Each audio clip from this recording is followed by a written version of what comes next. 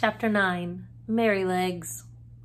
The vicar, Mr. Bloomfield, had a large family of boys and girls. Sometimes they used to come and play with Miss Jessie and Flora. One of the girls was as old as Miss Jessie. Two of the boys were older, and there were several little ones.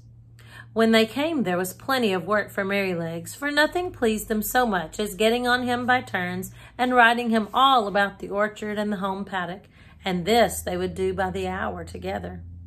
One afternoon, he had been out with them a long time, and when James brought him in and put on his halter, he said, "There, you rogue, mind how you behave yourself, or we shall get into trouble." "What have you been doing, Merrylegs?" I asked. "Oh," said he, tossing his little head, "I have only been giving those young people a lesson. They did not know when they had had enough, nor when I had had enough, so I just pitched them off backward, and that was the only thing they could understand." "What?" said I. "You threw the children off? I thought you did no better than that. Did you throw Miss Jessie or Miss Flora?" "Of course not. I would not do such a thing for the best oats that ever came into the stable. Why, I am as careful of our young ladies as the master could be. And as for the little ones, it is I who teach them to ride. When they seem frightened or a little unsteady on my back, I go as smooth and as quiet as I can. And when they are all right, I go on again faster, you see, just to get them used to it. So don't you trouble yourself preaching to me. I am the best friend and the best riding master those children have."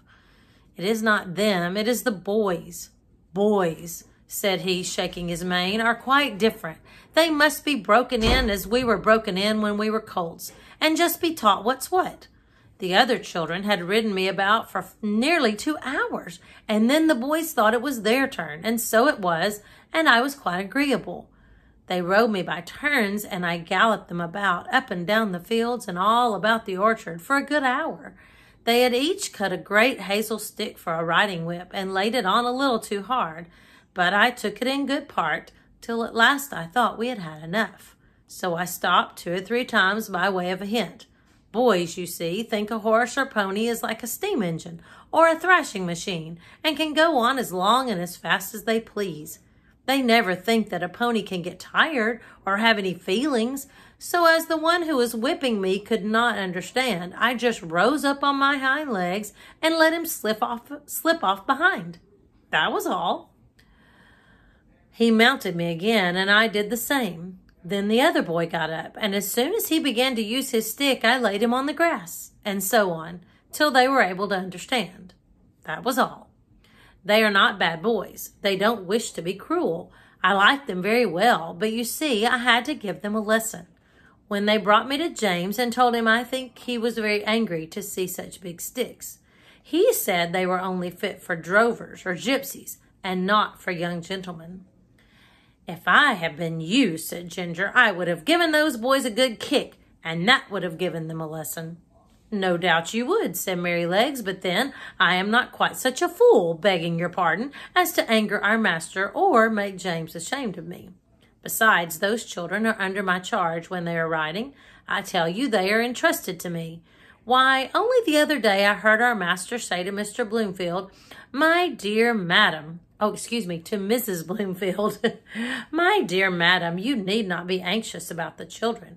My old Merrylegs will take as much care of them as you or I could. I assure you, I would not sell that pony for any money. He is so perfectly good-tempered and trustworthy.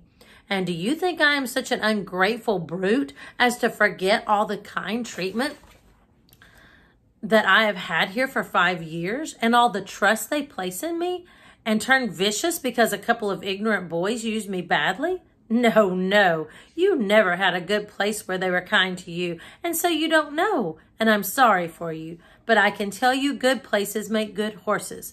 I wouldn't vex our people for anything. I love them, I do," said Merrylegs, and he gave a low ho, ho, ho through his nose, as he used to do in the morning when he heard James' footsteps at the door.